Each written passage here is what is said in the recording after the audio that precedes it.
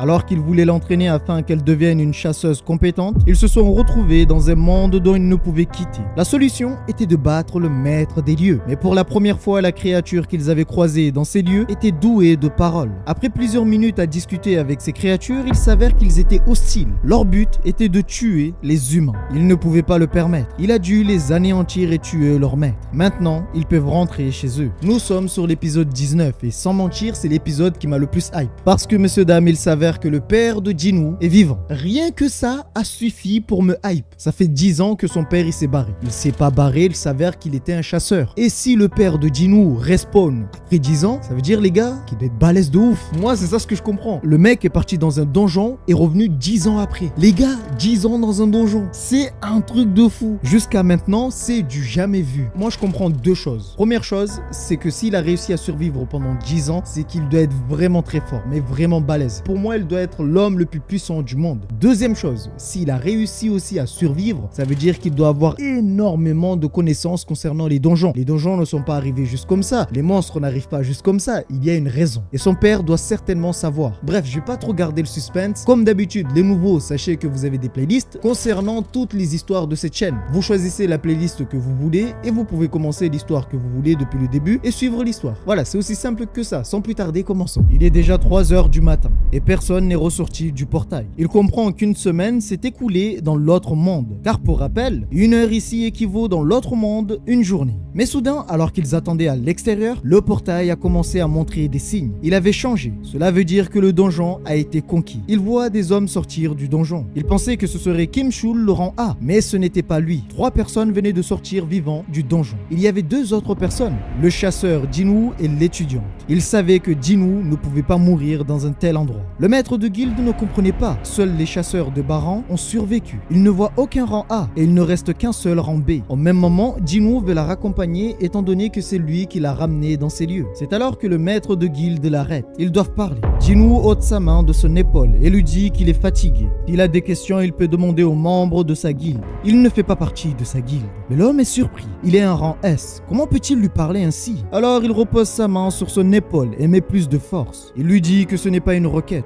Ils viennent de perdre 9 membres dans cet incident. En tant que maître de guilde, il est de son devoir de questionner. Jinwoo lui demande « Et alors ?» Il vient de sauver 3 personnes. S'il est bien un maître de guilde, ne devrait-il pas le remercier d'abord? C'est alors que l'homme abandonne et s'excuse envers lui. Jinwoo monte dans la voiture et part. Le maître de guilde s'approche de la chasseuse et lui demande pourquoi est-il aussi irrité. Elle ne sait pas vraiment, mais après avoir tué le boss, il a crié quelque chose 3 fois en face de son corps. Cela veut tout simplement dire qu'il a essayé de contrôler le leader des elfes, mais il a échoué. Le chef Han se presse pour venir s'excuser pour lui. Il doit vraiment être fatigué. Pour le maître de guilde, ce n'est pas vraiment un problème. Il aimerait savoir une chose. Pourquoi jusqu'à présent ne l'a-t-il toujours pas recruté? Il ne comprend pas. Le maître de guilde est perturbé. Jinwoo lui a tenu tête. Pour lui, s'il devait le combattre, il devrait être prêt à sacrifier un bras. Il reconnaît la puissance de Jinwoo. Il veut qu'il se dépêche d'aller le recruter. Et en plus de ça, il lui donnera tout son soutien pour l'avoir. Il doit le recruter à tout prix. On dirait bien que ses yeux ne l'ont pas trompé.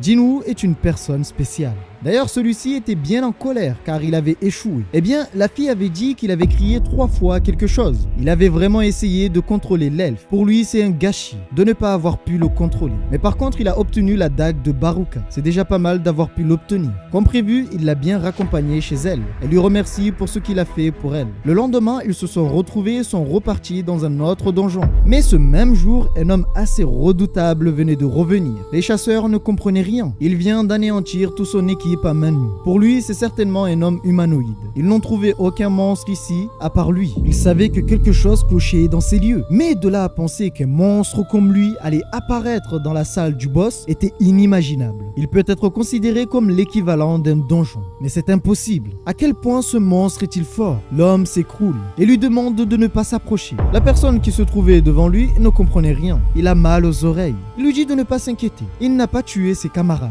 Il les a juste assommés. Il veut savoir pourquoi l'ont-ils attaqué. Il n'est pas un monstre. Le chasseur avait si peur qu'il ne l'écoutait pas et pensait qu'il était vraiment un Yankee, doué de paroles. C'est alors que l'homme lui dit qu'il est coréen et il veut rentrer chez lui. Il faut savoir aussi qu'il ne parlait pas la même langue. L'homme parlait coréen et le chasseur parle anglais. Il pensait réellement que c'était un monstre. Cela fait des années qu'il avait disparu. Maintenant, il est de retour. Quant à Jinwoo, il avait fini son contrat avec le jeune maître de guilde. Son seul but était de devenir plus fort et il a réussi. Il ne compte plus traîner dans le coin. C'est alors qu'il demande à Jinwoo, maintenant qu'il a fini son contrat, que compte-t-il faire? Il sort une clé. Et si vous vous rappelez bien, c'est une clé qui est assez rare, menant à un donjon instantané. Et d'ailleurs, il était déjà rentré dans le donjon. Malheureusement, il était faible. Maintenant qu'il est devenu fort, il compte bien y retourner. Alors il lui dit qu'il sera injoignable pendant quelques jours. Ce jour-là, il était bourré et il s'est un peu livré à Jinwoo. Il lui dit qu'il a un grand frère. Malheureusement, il ne s'entend pas bien avec lui. Le temps qu'ils viennent de passer ensemble est important pour lui. Il le considère vraiment comme étant son grand frère par rapport à son vrai frère, ce qui a surpris Jinwoo. Alors il lui sourit et lui dit que s'il pense ça de lui, il va le considérer comme étant son petit frère. Il était heureux d'entendre cela venant de lui. C'est enfin fini. Il vient de passer pas mal de temps avec les journalistes. Ces derniers voulaient avoir des informations concernant cet incident. Au même moment, il reçoit un appel assez important. La personne au bout du fil est Bae-young-gu. Il aimerait lui parler. Pendant la discussion, il l'informe qu'il y a du nouveau. Du nouveau? Il pensait qu'il était au Japon. Eh bien, cette nouvelle concerne leurs deux pays. Le Japon a secrètement contacté l'association coréenne des chasseurs il y a une semaine. En réalité, ça ne va plus rester secret. C'est bien plus grave que prévu. Il veut savoir ce que les Japonais ont demandé. Ils ont demandé une enquête de la part des chasseurs ayant pris part au raid de l'île de Jeju. Pour rappel, l'île de Jeju est dominée par les monstres, ce qui l'inquiète. Il veut avoir tous les détails. Un portail de rang S s'est ouvert il y a 4 ans sur l'île de Jeju. Après l'échec de 3 opérations, le gouvernement a clairement abandonné l'île de Jeju. Après 4 ans, l'île a complètement été remplie de fourmis. Ils se rappellent de ce qui s'est passé et ils ont vu la mort de plus près. Il ne veut pas s'en rappeler. Il ne faut pas oublier que cet homme est de rang S. S'il dit que ces événements sont graves, c'est que ça doit être vraiment grave. Il pense qu'il y a eu une mutation. Pour lui, ce n'est pas grave. Les fourmis sont toujours coincées sur l'île. C'est alors qu'il lui annonce que les fourmis peuvent quitter l'île en volant au-dessus de l'océan. Une fourmi avec des ailes a été découverte sur les côtes japonaises. L'heure est grave.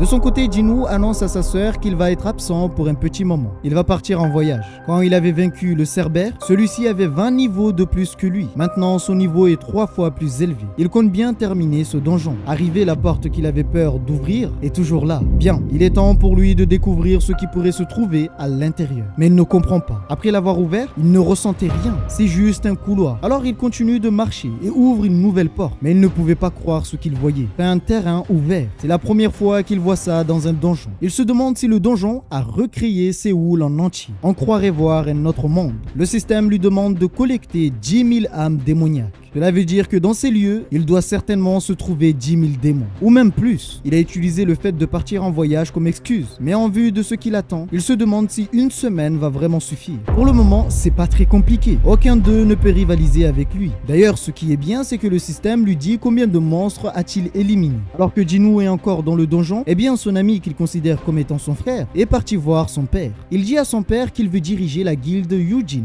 Son père réfléchit, car normalement c'était une autre personne qui devait la diriger. Il se demande entre lui et son grand frère, qui va-t-il choisir? Alors qu'il voulait essayer de convaincre son père l'arrête et lui dit de patienter. Il avait invité quelqu'un, le chasseur Go Ming-hwan. Alors vous vous demandez certainement pourquoi l'a-t-il invité? Eh bien son père lui dit que c'est l'un des survivants du précédent raid, dans le portail rouge. Il veut qu'il dise à son fils exactement ce qui s'est passé à l'intérieur. Il y avait une lycéenne chasseuse et un homme appelé Sung Jinwoo, ce qui l'a surpris. Il parle bien de Jinwoo. Pour être sûr, il demande quel est le nom de la chasseuse. Lorsqu'il lui donne le nom de la chasseuse, il comprend mieux maintenant pourquoi ils étaient si proches. L'homme dit que grâce à Jinwoo, ils ont pu survivre dans le portail rouge. Pour lui, c'est évident, les capacités de Jinwoo sont incroyables. Même sans écouter son histoire, il sait de quoi il est réellement capable. Ce n'est pas tout. Maintenant, il n'est plus le seul à connaître le secret de la force de Jinwoo. Son père cherchait des informations sur des chasseurs compétents. Il n'a eu qu'à regarder les événements du portail. Et quelle fut sa surprise de voir que Jinwoo faisait partie des raids avec son fils. On dirait bien que le timing de sa négociation est malheureux.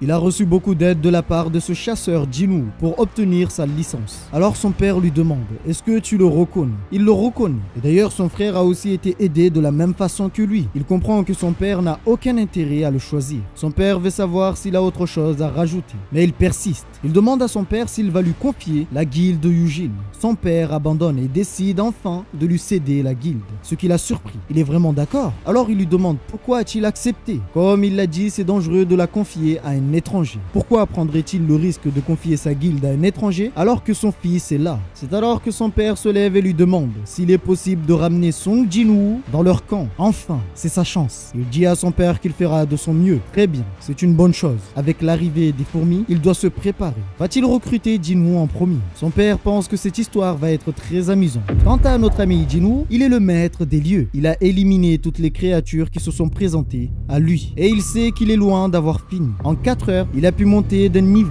C'est bien plus rapide que d'habitude. Il s'est rendu compte que cela devenait de plus en plus difficile de monter en niveau. En croisant le maître de guilde Bae Kyun-ho, il sait désormais que son rang actuel est presque au rang S. Pour devenir plus fort, il ne peut pas se permettre de ralentir le rythme. Maintenant, il veut se rendre au 2e étage. Il appelle un de ses ombres afin de le conduire. Il voulait une ombre de type monstre et c'est le leader des ours des glaces qui est sorti. Pour lui, c'est un excellent véhicule blindé. Alors il monte sur lui et lui dit qu'il peut y aller. Mais devant lui se trouvaient encore d'autres monstres, des démons. Décidément, ils ne veulent toujours pas lâcher l'affaire. L'ours des glaces était déchaîné. Il balayait tous les démons qui se trouvaient devant lui. Pour lui, ce sera un tank à partir de maintenant. Le directeur du bureau des chasseurs s'est déplacé en personne. Ils ne savent pas vraiment qui est cet homme. Jusqu'à maintenant, il a prétendu être un chasseur sud-coréen. Ils ne comprennent pas comment un chasseur sud-coréen s'est-il retrouvé à l'autre bout du globe. Il prétend être resté dans un donjon durant 10 ans et s'est retrouvé aux États-Unis quand il a ouvert les yeux. Non seulement il était le seul dans un portail A, et en plus de cela, aucun de leurs chasseurs n'a pu faire quoi que ce soit contre lui. Actuellement, il le suspecte d'être un monstre avec des souvenirs d'humains. Sans l'aide d'un chasseur de rang S, toute la ville de Washington pourrait être en péril.